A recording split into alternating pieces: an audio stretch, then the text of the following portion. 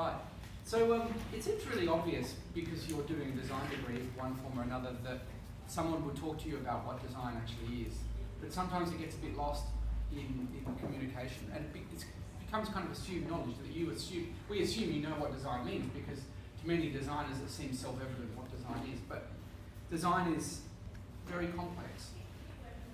And I have a particular take on design, which I guess has come out of doing design practice over many years, both in academia and also in terms of ideas competitions, but also in the real world. And some of the ideas around design are actually a bit, tend to mystify design, and I think are quite damaging in some respects. So this presentation today is just let it wash over you, but this is my kind of take on how to run a design process in a way that elicits the best results with a minimum stress. We don't want to, there's no point expending more effort, energy and stress than we need to in producing something really good. So just by way of personal background, I wanted to be a naval architect before I was a landscape architect, and the way you design boats typically is not so much the idea of the genius masterstroke. I mean, you get Ben Legson designing the keel, some of you have heard of that, that's a breakthrough. But it's very rarely that is the dominant mode of design. What it generally is just the ongoing day-to-day evolution and testing of designs and improvement of it. So I don't subscribe to the idea that a master designer walks in here probably wearing a black beret, and definitely being a man, because they're always men, and he waltzes up to the drawing board with a nice thick pen and produces this genius master plan, or this genius vision, which then all the servants have to be subservient to and deliver. Right? That kind of mode of design is, you find that in some design offices, a bit like Frank Gehry, perhaps, you know, these kind of master architects. He comes in and he crumples a bit of paper, says that's the building, and he gives it to the person to document. You know? I don't, not to denigrate Frank Gehry, he does fantastic work, but I think in terms of day-to-day practice of architecture, landscape architecture, urban design, and design generally, it's much more about a kind of a humble and day-to-day process of testing ideas, trying to critically evaluate them and to improve them. So it's the idea of small improvements which, when compounded over time and when applied over time, lead to something which is really genuinely interesting and novel and also very, very well resolved. So sometimes design schools like the one we're in can perpetuate the former mode or idea of design, which is when you promote the idea of the designer as a genius, it becomes much easier for teachers to kind of wield their authority over students. Because I can say, I don't like your design because it just doesn't have that essential quality. But I wouldn't say what it is, and I say, oh, well, I like your design. And so students are kind of pitched against each other, sometimes in terms of their design work, but it's not clear why or on what criteria this is happening. And this builds up a kind of cult around the person running the studio, because they're the one alone who can dispense a judgment on whether a design is worthwhile or not. And it can be quite devastating if your design is deemed not to be worthwhile, and it can be very, well, it's very encouraging when your design is selected, but often even you're feeling a little bit mystified as to why it's been selected, and indeed how you might replicate that success again in the future. So design is idiosyncratic, and there are things about design which are hard to, sometimes it is hard to exactly quantify why one design is better than another, but we should seek to do that in all cases, and make it much more of a science than a kind of dark art. I don't know, I mean, you guys have done presumably 3 studios before this, and I don't know, have you felt that the concept of what design is has been adequately covered, or has been covered? Or is it something that you think has just been assumed by the staff that you know what design actually is?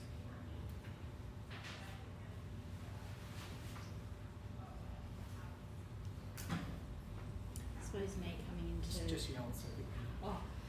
During first semester, I just assumed it would naturally come to you, like in your first instance, and didn't realise it would actually transform and grow as you go along, and you end up with a, you know, really strong idea that's developed, and yeah. Yeah. So your feeling was, you get a project, you design it, and there it is, and then you document it. Yeah. That would be lovely if the world worked like that. Yeah. Although we'd probably be out of a job pretty quickly. You know, I guess that's where I come back to the naval architect thing, which is, you know, you build a boat, or you do multiple designs of it, and you might build that boat in full, or you might build a model of it, and then decide to move the mast incrementally, or the keel, or maybe it needs more volume, or more width, or more lighter materials. And all of these things are played with over time and evolved. I don't mean to go on about boats because you're not here to learn about boats, but I think that way of thinking about design is really important. So I have 6 tips for doing design, and this relates to scenario planning, but I hope that this is something which is useful generally in design studios as you go forward. There's this idea, and I think this is what you said, that, or maybe intimated, which is that your first idea is your best idea. I would argue that yes, it may be, but you're not going to know that till you do another 100 of them. And then it's fine to come back. But the idea that your first idea is your best idea, I think, is generally not true for me. Which is relied on the fact that design requires continued attention and continued effort and evaluation and innovation, which happens incrementally as you shape this thing, you know. So yes, indeed your first design might be your best, and there probably is something in that because you're not obstructed with too much baggage and you just make some moves which are probably self-evident and right. And there probably will be something in that, but you won't really know if it's your best design till you do another 100. For those who are worried about failing this unit too, I don't know whether people go around worrying about failing, but this number 1 here will almost guarantee you won't. The people who mark your folios are not inherently mean people. They're mean when they sense someone hasn't applied themselves, but if they can see process, they can see that you're testing lots of different ideas, you almost always get away with it.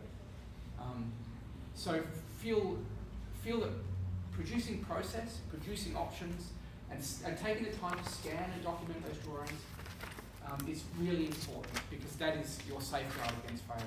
It really is.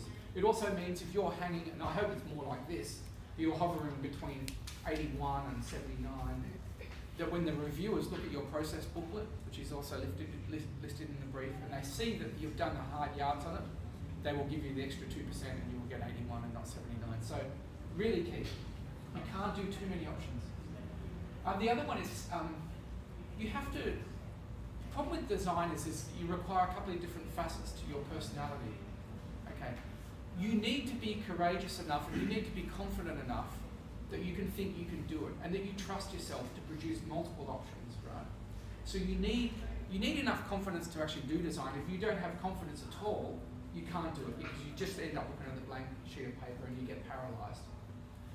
So design's hard because you need the confidence that's required to go, I am now going to design a neighbourhood for 32,000 people in a new city of Melville Island.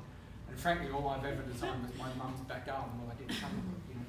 Okay, so you need enough confidence to do that. And I would argue to you that you should have that confidence because there is a lot of people around the world who are confident doing total shit, right? So even if you don't know what you're doing, still be confident because you're going to be as good or better than at least some of them. So you need confidence, okay? So, you know, this unit is for you guys, you're at this point in your degree and you should be confident. And we're here to help you with that. So you have to be confident to sketch each idea to its natural conclusion. And sometimes this means sketching options which you don't think are worthwhile, okay? But you just do them anyway to get them out there. It's kind of like your brain is going to be full of ideas for your neighbourhood, right? And most of them will be shit. But the problem is if you just leave them in your brain, you don't account for them. You don't actually give them the time that is required to verify that they are indeed shit and should be forgotten, okay? So you've got to get those ideas out there. Now, when I'm talking about ideas like that, you know, I mean, the landscape architects in the room, some of you are totally into Central Park. You might go, well, the neighbourhood just needs a big Central Park. Kind of, you know, pretty crude idea. And you might go, well, that's too obvious. You know, I won't bother drawing that. No, you should draw it. And you should draw it to a natural conclusion where you can go, well, do I think that works against different criteria? So what I would encourage is even exercising stupid ideas is good. Do a clean drawing of them on a piece of trace with a pen and label them so you can identify. You can go back and identify your different schemes. When we do scenario planning at the centre, there will always be a kind of public open space ribbon scheme which has, you know, linear open space. There might be a neighbourhood open space model which actually has little neighbourhood parks around which you concentrate density.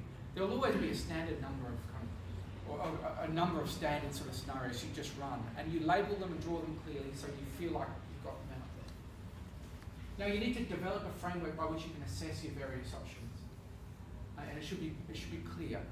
Now this is a bit tricky because, as we said, design is a bit idiosyncratic. You can't completely mechanise it, but you can give yourself some basic criteria by which you would assess a scenario.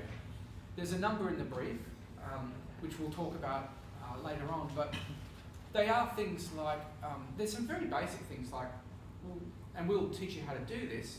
In this scenario, it doesn't meet the population target of 32,000 people. Is the density high enough? Is there enough urbanised land to make that possible? There will be other criteria, which is in the brief about adaptability. Is this an urban form which is really good for adaptation over time? So if we have further waves of immigration and humanitarian migrants, can this form of design really accommodate that? By way of example, a Lambsbrain kind of 1970s suburb, in Balladura, which has a lot of curvilinear roads and a lot of cul-de-sacs, a lot of weird shaped lots, is really bad for adaptability. Whereas a gridded form, like you might find in Inglewood, and these old Federation suburbs, is wonderful for adaptation. There's a consistent lot size, they all have good vehicular access, good pedestrian access. So there's different urban forms which promote different adaptability. There's things like climate suitability. We know Darwin's bloody hot, and when it rains bloody hard. So shade and protection from the rain are really important. And breathability, the ability to get wind movements and air movements through the thing are really important. So let's not go into those in too much detail now because they'll be covered later, but you set some criteria up front about what you think is important. And I would argue too that you should set some of your own criteria, which might be that if you're in the entertainment group, it's your job partly to kind of produce an image of this city which is like nothing else on the planet, right? You have to craft the image for Refuge City, which makes it more than a refugee camp in the minds of people from the outside who might visit, for instance. So, one of your criteria might be about how iconic your neighbourhood is, or the kind of images it promotes to a global audience. So I encourage you to develop your own criteria. And each scenario then can be added into a kind of a really crude spreadsheet which says, well, against all these different criteria, how is this scenario tracking? Now, you might find that a little bit too robotic, a little bit too mechanised, but the problem is the only other option is you just crank scenarios till something has the X factor. But when someone asks you why it is that you think that design's worthwhile, you're probably not going to have a very compelling answer. It'll be just, why? I thought it looked good. Now, university won't react, the academy won't react particularly well to that line of reasoning. And also in the real world, they definitely won't. Clients who are spending lots of money and taking risks, developers take risks in doing every development, they're going to want to know why this is a better scenario. Well, it's a better scenario because it provides 5 more square metres of open space than the business as usual model, or it's more adaptable, or whatever. So you can actually really communicate to clients, and you might as well consider us clients too, in a way which is compelling. Because all the people who are reviewing your design report want is that you've had a clear idea and followed it through, and there is a consistent logic that you're applying it. This studio is not about shit-hot renders. Like, this is about having a line of logic that you follow to a natural conclusion, and then you competently design it in urban design, landscape architectural terms, okay? So the idea of the critical evaluation is to get away from the idea of design as completely idiosyncratic, the master who just comes in. Now, I talked before about the kind of difficulty of being a designer and that you require 2 dimensions to your personality. One is confidence. We talked about that. You have to be confident enough to put a scenario out there, to take what you think is a shit idea and to be confident enough to go, well, I'm going to draw it and I don't really care what people think about that. I'm going to put that out there. I'm not going to hide it. Never hide your work. But the other thing, as well as being confident, you have to be self-critical. So this is a tricky balance, right? Because if you're too confident, you lose your criticality. You can't actually criticise what you're doing anymore. If you're too critical, you can't be confident enough to design. You just get paralysed. So you guys now need to be able to balance those 2 dimensions of your own personalities, which is confident enough to design, critical enough to be able to really seriously critically appraise it. And that doesn't occur just through your student life, that's through your whole entire working life as a designer. And there's a big trap when you get to my age, which is you've been in the academy for a while, you talk, people listen, you get really confident, but then you lose your ability to be critical of your own design work. And then you're truly screwed. So you need to always be able to be honest with yourself and to keep that critical dimension going, and that through your whole career. So that's something just to bear in mind. Not easy to do too. But the best designers will be much more experienced than I am, and very talented probably, but will be able to tell when something they've done is not right. And be open enough that when someone waltzes in who's got very little experience and does something which actually across a number of criteria is better, that they're flexible enough and self-critical enough to go, then that's great. Then we will look at that and develop that further. So the ego has to be pushed to one side. You need enough ego to design, but not so much that you can't critically appraise. Be collaborative. It's very sad that in this school you guys don't work in studios anymore. Like when I was in this room in the last century, people would just hear all the time, and you would copy what other people were doing, and then you would do stuff with it. I don't believe any ideas are truly original. I don't think we'll have any truly original ideas over the studio. They are so rare, and that's fine. But what that means is you can copy things other people are doing, as long as you evolve them. But the first step is duplication, and you guys are not a long way down your design career path. Yeah, you're only a year in, really. So if you get an idea and you go, she's already done it, so I can't go there. You do not do that to yourself now, because it's very difficult to produce original design work at any moment in your career, let alone 1 year in. So I think it's fine to say to us, I saw what was being done, I like that, and I've worked with that, and I've taken it in this direction. And that we should all be feeding off each other. So I don't know how you guys want to do it, but you need to try and work as a network. I don't know whether you do it on Facebook, you share things, however you want to do it, but you need to find a way where you can get feedback from other people than us, because there's only 2 of us. We're totally outnumbered. And that goes to getting critical feedback from people. You should try and gravitate towards people who can give you critical feedback, and you should practice learning to receive it from your peers.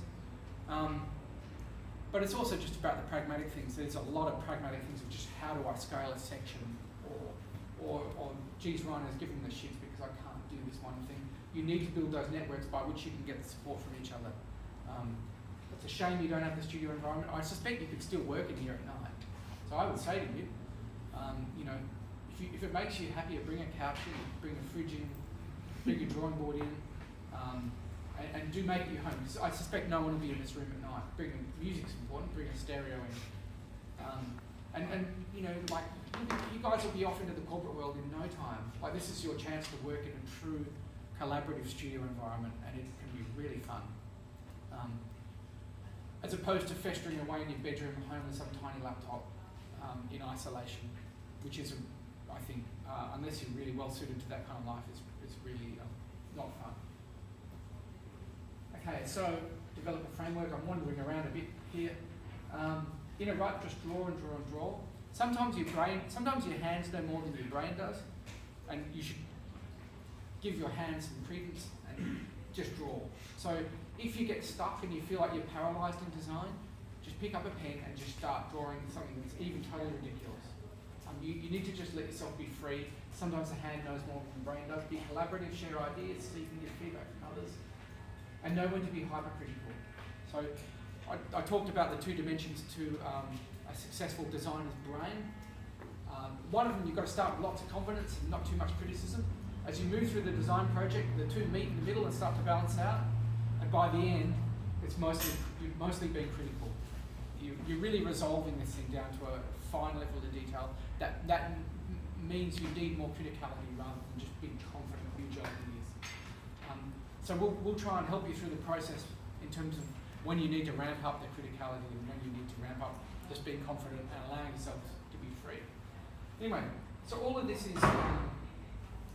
sounds very kind of abstract because it's not being talked about in relation to any project, so it's a bit meaningless. But I thought I'd take you through a design process that the team for Elizabeth Key, which is Ashton Ragan McDougall, and some people from UWA undertook in sort of 2012, I think, or no, 2010 to about 2013, which speaks to a lot of what I'm talking about and gives you a real-world example of the process we went through. So I'll just very quickly on Elizabeth Key, some of you won't remember there was a circle scheme that came out in 2008 for circular inlet. That was done under the Carpenter government. It was tagged Dubai on the Swan, and then the local press had a field day with it and it got cancelled with the change of government. Colin Barnett, who was the ex-premier of the Liberal Party, who got voted out a year ago, I guess, he came back and said, I don't like circles, I like squares. So then the design team had already been on it for years, went back to design a square.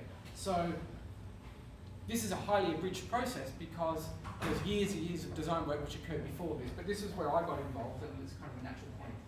So, you know, talking about stupid sketches, like we did a lot of them. And, you know, ARM are probably the most awarded architecture practice in Australia, in the region. I mean, they do phenomenally good work. And the guy who was working on this was Howard Draggett, who's a director of ARM. So this is not the intern. This is the director. Has the confidence to be able to come and produce diagrams like this, which goes, well, they want a square inlet. So this is the river here. We bring it in. Could have lots of islands. Could be an archipelago of islands. But the urbanism framing it, the inlet itself could be a total. It could be a rectangle, not a square, but a rectangle. Okay, sort of that idea. And we did really horrible rhino models. So, I mean, these just look terrible. You know, there's no shadows, there's no lighting, there's nothing. It's just about form, it's just about spatial form. You're not trying to impress anyone with this stuff. They look horrible, but there you go. There's an idea of a kind of roughly rectangular inlet. It's got an archipelago of islands on it. Maybe one of them's got the Ferris wheel we've got to go on it. Maybe some of them are more natural. Maybe some have an urban beach on them where you can go for a swim. And, you know, that kind of wouldn't be too bad actually. It'd be pretty good. And it's okay to have fun too in design. You know, like a pool. Well, Perth could do with an urban beach, sure. You know, there's nothing wrong with an idea like that. You can play to popular culture and just what the average person on the street would like. We wondered whether, or could you have a kind of archipelago of very formal islands which bleed out into something more natural and have different functions? Could there be an Indigenous cultural centre on the termination of William Street? That's sitting back there, obviously. Could there be a cable car at Kings Park? All that kind of stuff. Could we plonk some buildings around Barrack Square and try and get a frame to that edge, which otherwise bleeds a fair bit? This was another scheme for a kind of water square where there's a kind of inlet of water which is almost completely surrounded by urbanism. You know, it could look something like that. And the thing about this kind of scenario, this is scenario planning in my way of thinking, is it recognises that designs are not good or bad, but they just trade off different things. Can anyone suggest what two things you might be trading off in a design like this? Views. Absolutely. So views might be the disbenefit of this scheme, because you're in the water room and you can't really see the river. Oh, that's a problem. Functionality and accessibility, I suppose. Mm-hmm. Yeah, it's certainly functional. I mean, it provides more area to be developed, which helps with the economics. It also potentially, I mean, in Perth you get the Fremantle Doctor blowing in, which is very cold. So potentially kind of creates more like a cocoon of a room, which is more protected than one that opens itself to the river and gets blasted by the sea breeze.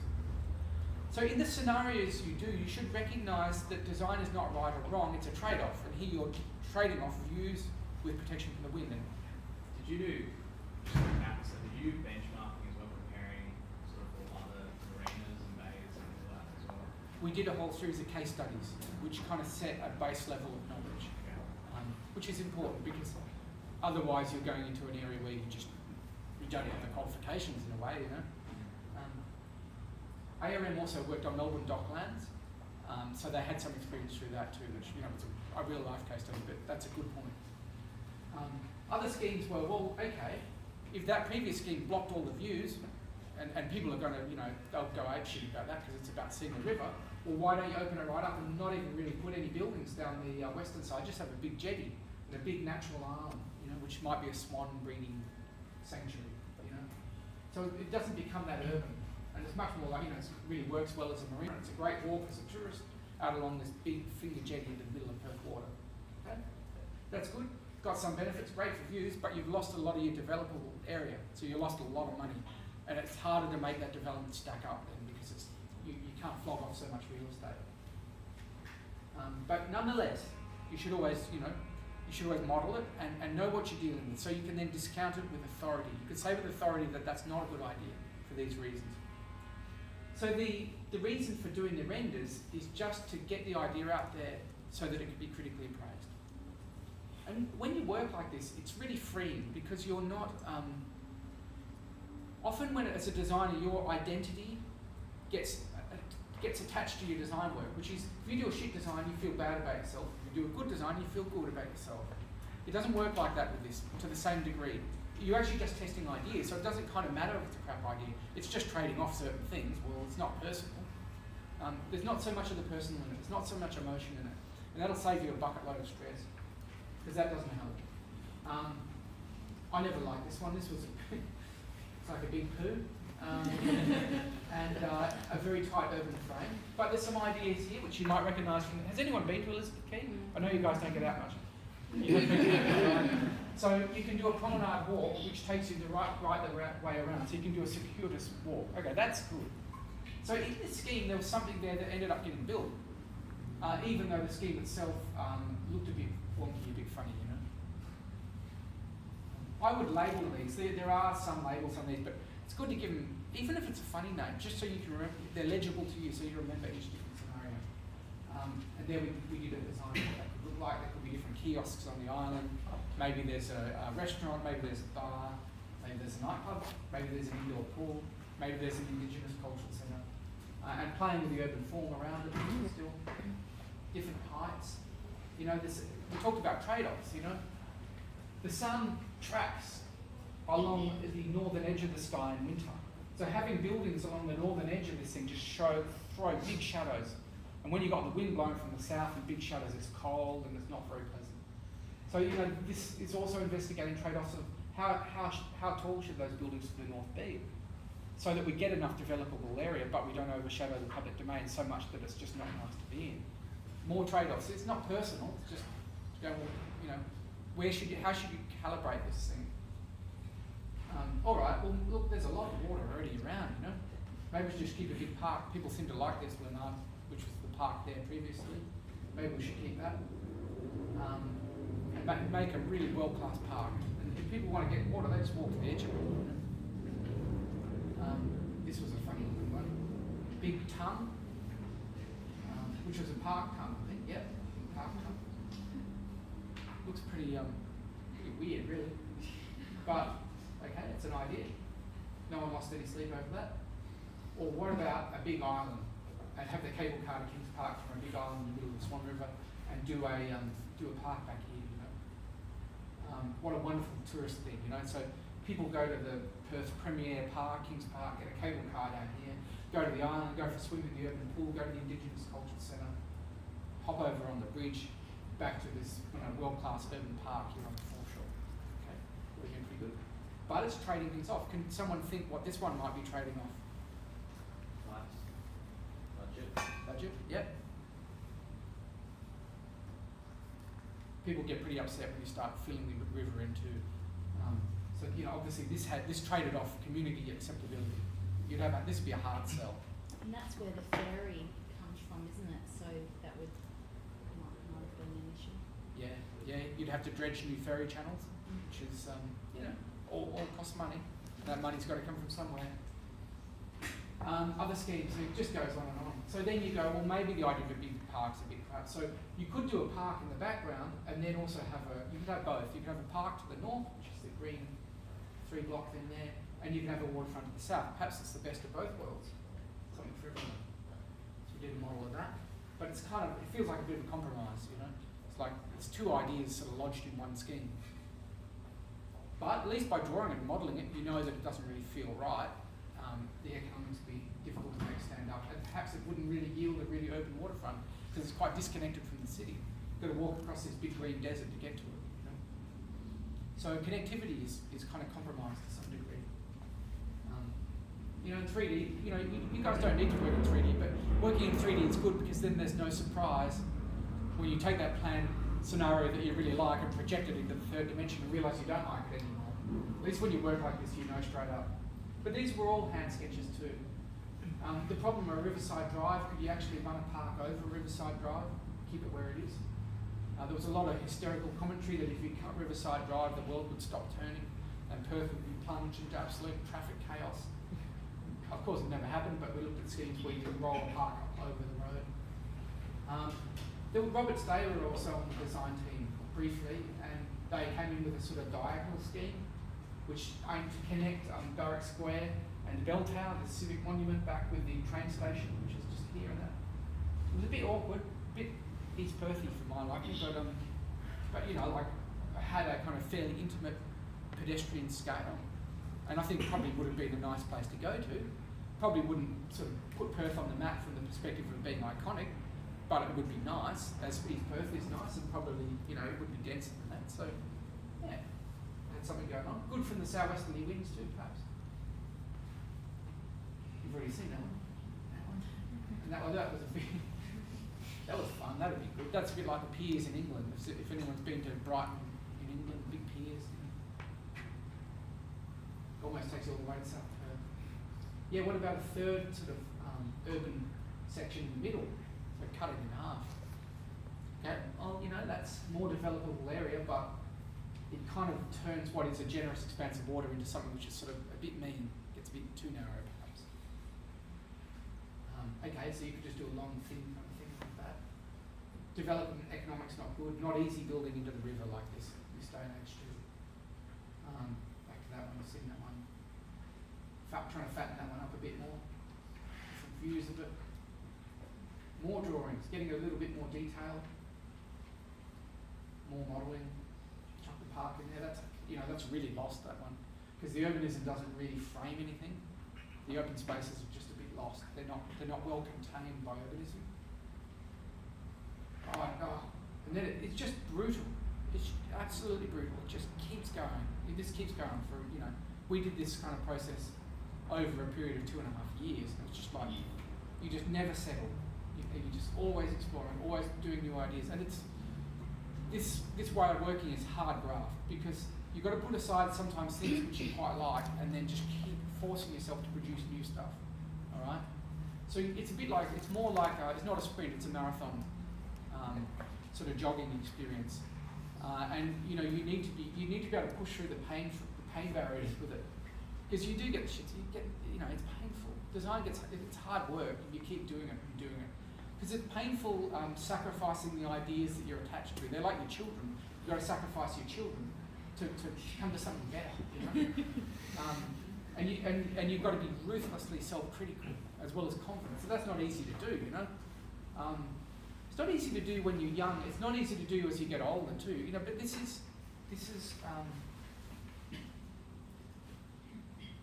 Howard Ruggett from ARM. I mean, he's been a practicing architect for 40 years. He's taught. He's incredibly well respected around the world. Won a huge scoop of many awards. But he still has the discipline to go through this process, not to just force one of his ideas through. So here we go. Well, maybe Barrack Square shouldn't be this kind of little thing. Maybe we should turn Barrack Square into the island, not build another one. That'd be even better, you know. Okay, trade-offs here. Well, you've just turned the historic space of the Supreme Court Gardens into water. So you're going to be down there. The bulldozers are rolling in, scooping out mature trees, and the community's there, chaining themselves to the trees. So there's a trade-off here of community sentiment for a scheme which is really powerful. Then Barrack Square really becomes something special because it's out there in the water, it's an island, you know. But, and you know when you're drawing it, it'll never happen, but you draw it anyway because you've got to get these things out there. And then you model it. Okay. It's a bit different. You can do different things with the island.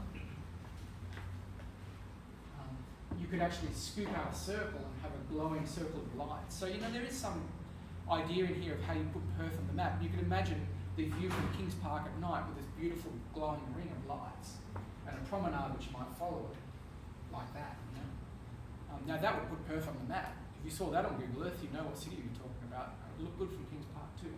So one of the criteria for your scenarios is legibility and how iconic it is. Well, that's pretty iconic. And it'd be a pretty cool walk, because everyone who came to Perth would feel like, just because they're humans and humans are weird like this, because it's there, they have to walk, or else they haven't been to Perth. So everyone would do it, you know what I mean? And you'd have a little stall at the end here with a a certificate, you give people a certificate, you walk Perth's Ring or something, Lord of the Ring, I'm not sure, but you could definitely have fun with it. And so the designs you do should get some kind of visceral reaction from people when you present them. You know you've got something pretty good, but people react, and you go, yeah, I get that. So, you know, be open to that. This was the idea of turning Barrack Square into a kind of larger park. Okay, that's how I wrote it. I don't mean to make it too much about him. But we had, it was Richard Weller, who was the director of Audric. You can just see on the right, Howard Raggett, and then another 3 of us who were at a lower level. And we had a bunch of criteria. And we picked, just to narrow it down, we got 17 of the best. For some of them you could just chuck out. They weren't really worth evaluating. And we looked at things like staging, like how would you build this thing out over time? Is it feasible? We looked at the yield, which means how much developable area does it produce. We looked at how iconic it was. Does it create a legible image in people's minds that could help to, you know, drive Perth's tourism, for one thing. We looked at things like, was it well adapted to the climate? Like, did it allow northern sun in winter to permeate into the space? Because if it doesn't, people just won't use it really, not during the day at least. We looked at generally community sentiment and the degree to which we thought it would really piss people off. So we didn't put a number next to it. We just had, I think it was low, medium, and high. You know, but they all had a certain a numeric value that you could add up, and then that led us to 4 schemes which we thought were worth taking forwards. Okay, so we've gone from, like, I think it was over 100 schemes down to 17, down to 4. Okay, but the brutal kind of process of iteration and testing doesn't stop there. Then you just start doing it on the 4 schemes. Okay, so this is one. So the idea of the green park with the big island is popular. We're starting to do some more interesting renders because now we're actually showing it to the client and bringing them into the process. Testing it from different angles. The ring scheme, which we loved, great scheme. Whether or not the whole thing becomes a jetty is another matter, but it has its issues, which we talked about. But it's very iconic. We looked at this scheme. This was a scheme for building an island which was actually below water level, which would be a kind of like a reverse island in the middle of the inlet. Not particularly good from a sea level rise perspective, but allows people to enter into the water. Maybe the Indigenous Museum is actually underwater in a really mysterious kind of riverine condition. And this one actually looks not that dissimilar to what was built other than the island. So, you know, anyway, so on and so forth. And then there's more design testing which occurred on those ones. And then when we selected a particular scheme, which was essentially this one, then it became about each particular space. And I did have all this in the slideshow, but I thought it's just too much. But we started to designate different spaces. So this space here was called the landing, with the idea of big terrace steps which go down to the water. So then that elicited about another 50 or 60 scenarios which looked at, well, should they be timber steps that just step down? Or should you actually step up and then step down? Or should it be just a very smooth plane which just kind of cranks into the water without any steps? Should it all be stone? Should it be macrophytes and a naturalistic riverine edge? Should it be timber steps? You know, and then the scenarios just, then without mercy, just running more and more scenarios on that. And you don't just do it for that area, that happened for all the sections of it, you know. The typical promenade section, say up here, how wide should it be? 10 metres, 5 metres, 12 metres, 17 metres? Should it all be at a high level and then just drop 3 metres down into the water? Should it all, some of it be at a high level, step down to a lower level, and then drop off into the water so people can get to the water? I don't know.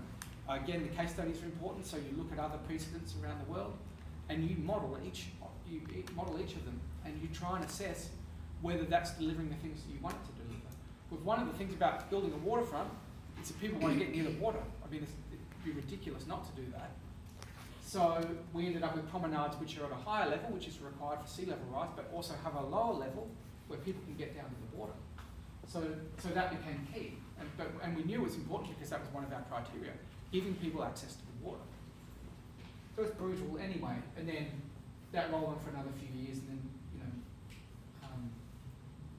start getting all the promotional renders done and everything. But even things still changed even from this point, you know. And then how it looks today. So it's a design as a, I guess this is an example of design as an absolutely brutal process, which is in which you make no friends. You don't fall in love with your designs, you critically evaluate them, and you just keep preparing more and more design work, testing it, and taking what's good and then moving that forward and evolving that. So I hope that in your scenario planning, that helps to give some clarity around what we expect in terms of the design process. Now, I don't think any of you are probably going to be doing it until next week, at soonest, but when you do start, which I hope will be next week, volume is important. And what I don't want, and what we don't want, is people coming in with one little sketch and go, well, I'm going to do this. It should be like, no, here is a pile of yellow trace. So I'm talking, you know, sketching on yellow trace, which is like butter paper, which you can see a base going through. It's sketching on that and coming in with 20 different scenarios. And you going, well, these are the 20 scenarios, showing us. And you going, well, according to my criteria, I think these three are best. What do you think, you know? So you're actually leading the conversation. You're talking about what you think is important. And you're giving plenty of option for us to respond to different things. Because what will happen if you only bring in one sketch, then we will respond to that. But there might not be anything that's very positive in it. But if you bring in 20, there might be ones which you don't think are any good, which we will find things in it which you don't see. So that'll give us more to work with. The more you give us, the more we can give you in return. So volume will be really important in the early stages of the project. So that's a big thing. I guess I felt it was important because I think there's an unnecessary mystification of what design is and what it means, partly perpetuated by academics, and that I don't want that to be the way of operating in the studio. I want us to operate much more like this, and I think it'll be better for everyone's mental health and will produce better neighbourhoods because of it. Any questions? The design aspect, do we have to base that on our analysis, or can we say I've chosen Central Park and I like the grid section? Yep. Can I abolish most of the buildings and start from scratch with there and just keep what I like out of it? The requirement of the brief is that you at least start with your analysis city, right?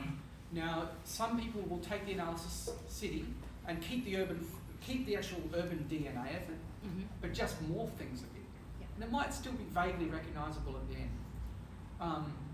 Other people will go, I don't know, I'm looking at a wellness precinct and it's all about access to open space. So while they might begin by tracing over their analysis city, which has lots of open space, the key thing for them might be about having an experience of nature in this neighbourhood. And in the end, that principle that they apply ends up looking totally different to the original one, but keeps that essential logic or that essential principle in place, which is that their neighbourhood offers great amenity and access to nature. That's fine. I would expect that probably over half of you will end up with things that, when you look at it, you won't know what the original city was. You won't be able to recognise it. And I think that's not a bad thing. It means it's morphed and evolved. Because Isfahan, Iran is not Refuge City or Melville Island, so things are going to need to change. It's not going to be able to stay exactly the same. But I do want us to start with the analysis cities, because otherwise you guys, who might have only designed, you know, part of your mum's back garden, will be faced with this blank slate of a new neighbourhood for 32,000 people. That's hard for anyone, let alone someone who's only had 1 year of design experience. So do start with your analysis city, but then more for, I think, beyond recognition, ideally. Yep. Yep. Okay. Other questions? Did you guys find design a stressful experience previously in other studios, or an enjoyable one? Yeah, loved it. Loved it. Loved Okay. it and loved it. What's that? But Loved it and loved it. Yeah, okay. Okay. Well, what's the time? Should we have a... Yeah, let's have just